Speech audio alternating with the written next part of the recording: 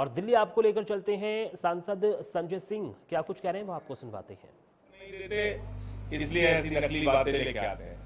इनका तो खुद का रिश्ता जिंदा से रहा है, इनके पूरे पुरखों का, इनके पूर्वजों का। तो इसलिए रोजगार धर्म की बात कीजिए, सबसे बड़ा धर्म जो कर्म का है उसके बारे में बात कीजिए। वो कितनी नौकरी दिया आपने, कितनी बड़ी बड़ी इन्वेस्टर समिट आपने कराई, और उस इन्वेस्टर समिट में लाखों करोड़ रुपए बताया आपने कि साहब हम उत्तर प्रदेश के विकास के लिए ला रहे हैं, उद्योगों के विकास के लिए ला रहे हैं। ना नौकरी मिली, ना इन्वेस्टमेंट आया। तो उन सब मुद्दों की बात कीजिए। कब तक किससे डपली बजाते रहेंगे? सांसद जी, अखिलेश यादव ने इसी में कहा है कि बीजेपी ने अमेरिका से हाथ मिला लिया है, बीजेपी सोना इकट्ठा कर रही है, इसलिए बेरोजगारी बढ़ रही है और व्यवस्था तो सोना तो अभी बेचा है लोगों ने, कहीं चली खबर? 35 टन सोना बेचा है इन्होंने, गिरवी रखा है। तो अगर आप देश की अर्थव्यवस्था की बात करेंगे तो भारतीय जनता पार्टी पूरी तरीके से फेल साबित हुई है, मोदी जी की सरकार। और दूसरी बात, जब ये प्रधानमंत्री बने तो 56 लाख करोड़ का कर्जा था हिंदुस्तान के ऊपर, और 18 घंटे मोदी जी ने मेहनत किया, दिन रात काम किया इस देश के लिए, तो वो कर्जा हो गया 200 लाख करोड़। तो ये योगदान है उनका इस देश के लिए। और जहां तक अमेरिका का प्रश्न है, तो ट्रंप की डांट खाते खाते परेशान है मोदी जी। हर तीसरे दिन डांट देता है, हर तीसरे दिन कोई ना कोई आरोप लगा देता है। तो ये हालत है। और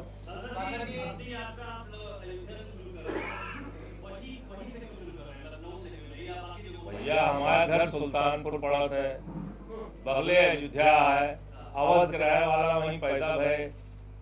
अयोध्या में जाए कोनो पाबंदी है का? सरयू नदी से शुरुआत करेंगे। शिक्षक और जो शिक्षा पाने वाले हैं, ये चुनाव के समय ही सारे मुद्दे बाहर आते हैं, चुनाव के बाद इनको कोई नहीं पूछता है। तो क्या कोई ऐसी क्रांति आएगी? कम से कम आप आम आदमी पार्टी के बारे में और मेरे बारे में ये आरोप नहीं लगा सकते हैं। मैं पूरी जिम्मेदारी से बात कर रहा हूँ। चाहे वो शिक्षा मित्रों का मुद्दा हो, सुन तो लीजिए, चाहे वो शिक्षा मित्रों का मुद्दा हो, चाहे वो अन्वेषकों का मुद्दा हो, चाहे आशा बहुओं का मुद्दा हो, किस मुद्दे पे हमने लड़ाई नहीं लड़ी? तो ये मत। और उत्तर प्रदेश में स्कूल जब बंद हो रहे थे बच्चों के, गांव में जाकर लड़ाई लड़ी। मैं तो गांव में जाकर धरने दिया हूं, सुप्रीम कोर्ट तक गया मैं। अभी बांदा में स्कूल बंद हो रहा था, चित्रकूट में, वहां हमारे कार्यकर्ताओं ने लड़ाई लड़ी, स्कूल खुलवाया वहां। तो कम से कम आम आदमी पार्टी पे ये आरोप नहीं लगा सकते आप कि हमने सिर्फ चुनाव के समय इसको मुद्दा बनाया। ना, हमने स्कूल को, अस्पताल को, रोजगार को हमेशा प्राथमिकता में रखा। दो बड़ी बातें कही हैं। एक तो उन्होंने कहा कि एक भी पीडीए का अधिकारी नहीं है यूपी में, और दूसरा उन्होंने ये भी कहा है कि अगर आधार को नहीं माना एसआईआर में तो हम सुप्रीम कोर्ट जाएंगे।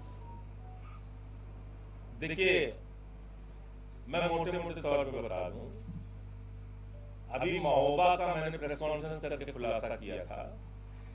एक गांव में कुल 16,000 वोट है, और उस 16,000 वोट में से एक घर में 4,271 वोट है। क्या करिएगा? एक ही घर में 4,271 वोट है।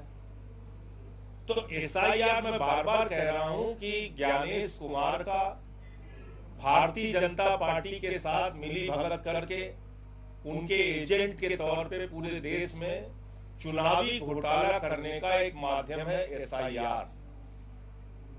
और भी स्पष्ट करूं, बिहार में एसआईआर कराया, वहां पर सितंबर 2025 तक जो भारत सरकार का आंकड़ा है, वो आंकड़ा कह रहा है कि वहां बिहार के लोगों की 18 साल से ऊपर की आबादी है 8 करोड़ 22 लाख।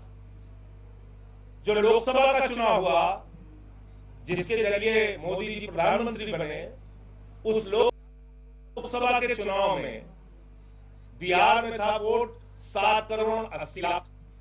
जब एसआईआर हुआ, जब इतना ढोल पीटा गया कि हम गहन पुनरीक्षण कर रहे हैं, सारी मतदाता सूची बिल्कुल ठीक कर देंगे, तब तो मतदाता की संख्या 8 करोड़ 22 लाख होनी चाहिए थी, या 20 लाख होनी चाहिए थी, या 18 लाख होनी चाहिए थी। क्योंकि आप तो मताधिकार का इस्तेमाल सही ढंग से हो ये करने जा रहे हैं ना एसआईआर के जरिए, तो 8 करोड़ 18 लाख 20 लाख 15 लाख होनी चाहिए थी। सूची लोकसभा के चुनाव से भी घटके 7 करोड़ 42 लाख पे पहुंच गई, 80 लाख वोट काट दिए वहां। और मैं बार बार बिहार के मामले में सवाल उठा रहा हूं, 5 लाख डुप्लीकेट वोट है वहां, 1 लाख वहां ऐसे नोट हैं, ऐसे वोट हैं काका ताता दादा नाम का पता नहीं। और शुरू क्यों किया था वाजपेयी ने? अमित शाह हो, मोदी हो, पूरी की पूरी बीजेपी हो, घुसपैठिया पकड़ेंगे, घुसपैठिया पकड़ेंगे। क्या हुआ भैया? घुसपैठिया कितने पकड़े आपने बिहार में? मात्र 315, जिसमें 78 मुसलमान और बाकी सब नेपाल के हिंदू। अभी आप देखिए यूपी में शुरू नहीं हुआ है, अभी सब घुसपैठियों के बाप हो जाएंगे। यहां ये सब घुसपैठियों के बाप हो जाएंगे, ये जितने भाजपा वाले हैं, अमित शाह हो, मोदी हो, योगी हो, सब कहेंगे हम घुसपैठियों को भगाएंगे, इनको उड़ाएंगे, इनको बुलडोजर चलाएंगे। पूछो अब तक क्या कर रहे थे? घास छिल रहे थे। 11 साल से मोदी जी सत्ता में है, अमित शाह सत्ता में है, और 8 साल 9 साल योगी जी को हो गया। अब इनको घुसपैठिया याद आएगा अभी एसआईआर के नाम पे। अभी तक क्यों नहीं हटाया? भारत सरकार का आंकड़ा है 2014 के पहले वर्षवार देखिए, जितने बांग्लादेशी हिंदुस्तान से भगाए गए, 2014 के बाद उसकी संख्या लगातार कम होती गई। और बीएसएफ तुम्हारी, आर्मी तुम्हारी, सीमा की सुरक्षा तुम्हारी, तुम्हें लोग, मतलब भाजपा एक ऐसी पार्टी है अपने गुनाहों, अपने पापों का भी जश्न मनवाती है। सांसद जी, आधार कार्ड वाला बयान क्या कहना चाहिए? आप क्या सुझाव उस पे कि अगर अखिलेश का आधार कार्ड को नहीं माना जाएगा? उत्तर प्रदेश में 2 करोड़ वोट कटेंगे, अभी से नोट कर लो। उत्तर प्रदेश में एसआईआर के जरिए ज्ञानेश कुमार, मोदी और योगी आदित्यनाथ मिलकर 2 करोड़ काटेंगे वोट। अब किसका काटेंगे अभी सुन लो। दलित, पिछड़े, मुसलमान जो इनके समर्थक नहीं है, मैं खुल के बोल रहा हूं, और चाहे चेक कर लेना। ये इस देश के शोषित, वंचित, गरीब लोगों के दुश्मन हैं, उनके वोट काटेंगे एसआईआर में।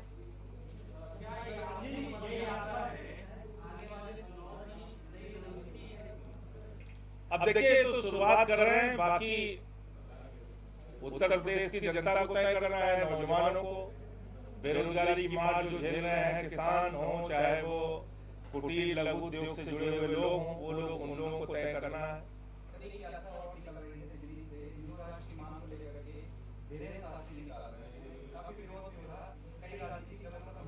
बाबा साहब के संविधान के खिलाफ किसी को बोलने का हक नहीं है, और बाबा साहब ने जो हिंदुस्तान का संविधान बनाया है उसमें लिखा हुआ है भारत एक धर्मनिरपेक्ष राष्ट्र है। और मोदी और योगी और अमित शाह और भागवत, इनसे भी आपका ही सवाल पूछा गया है कई बार, उठा के वीडियो देख लीजिएगा। उन्होंने साफ तौर पे मना किया है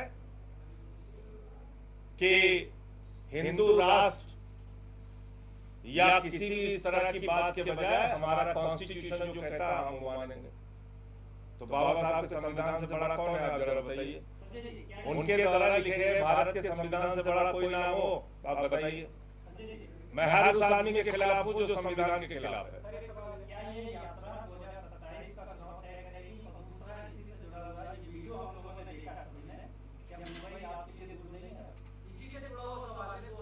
देखिए,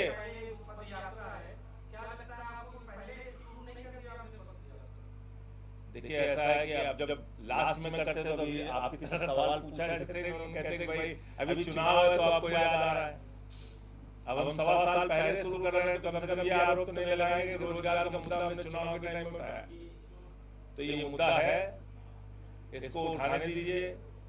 घर से निकला हूँ, 12-15 दिन चलेंगे, मेहनत करेंगे, परिणाम देखते हैं क्या होगा। लोग जुड़ेंगे थोड़ा। बाहर कार्यालय के बाहर जो है पत्रकारों की भी हैंडलिंग करवाई जा रही है, तो क्या आम आदमी पार्टी पत्रकारों के लिए कोई योजना ला रही है या उनके बारे में सोच रही है?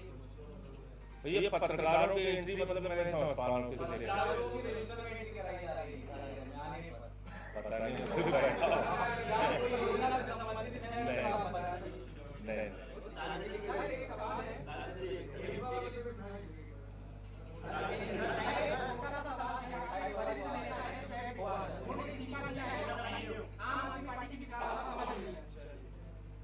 अब देखिए, उस पर मैं अभी कोई कमेंट नहीं करूंगा। पार्टी के लोग उनसे बातचीत में है, तो जब बातचीत में है तो उस पर कोई मीडिया में आके बोलना ठीक नहीं। उत्तर प्रदेश में 45,000 होमगार्ड की भर्ती हो रही है और ये जो जिम्मेदारी को पुलिस भर्ती बोर्ड को दी गई है। ऐसे में जो वर्तमान में तमाम होमगार्ड हैं उनको भी बात कर रहे हैं कि उनकी ड्यूटी भविष्य में कम हो जाए। देखिए, ऐसा है कि ये तो यात्रा का मकसद ही हमारे यही है, रोजगार खाने पे जुटी हुई है सरकार, इसमें कहीं कोई संदेह नहीं है। दूसरी जो बात है वो है पेपर लीक। उत्तर प्रदेश सरकार की सच्चाई बन चुकी है पेपर लीक। लेखपाल की भर्ती होगी पेपर लीक, क्लर्क की भर्ती होगी पेपर लीक, सिपाही की भर्ती होगी पेपर लीक। तो हर चीज में पेपर लीक, हर चीज में गड़बड़ियां होती हैं। तो जो होमगार्डों की शंका है वो गलत नहीं है। अब कितनी निष्पक्षता उसमें होगी जब एक कोऑपरेटिव बैंक के 10 लोगों 12 लोगों की भर्ती में गड़बड़ी कर रहे हैं लोग, तो कितनी गड़बड़ी कर सकते हैं वो उसके आधार पर उन लोगों की चिंता जायज है। Thank you.